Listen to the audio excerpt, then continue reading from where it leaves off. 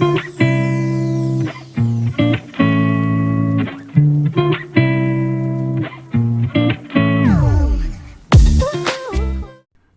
I'm Lynette and welcome. Today I'll be doing an eyeshadow tutorial using the BH Cosmetics Zodiac palette. A beautiful palette full of jewel tone, metallic, and matte shadows. Please let me know in the comments if you like seeing eyeshadow tutorials with older palettes, and if so, which palettes in particular would you like to see me use. Everything I use on the eyes will be listed down below, so let's get started.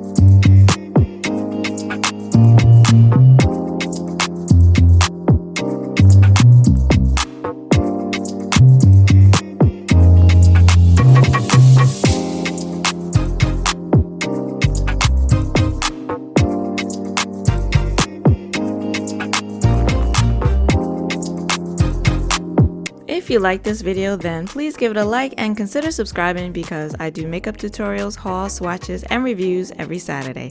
I want to thank you for joining me today. I hope to see you again next week. Until then, bye-bye.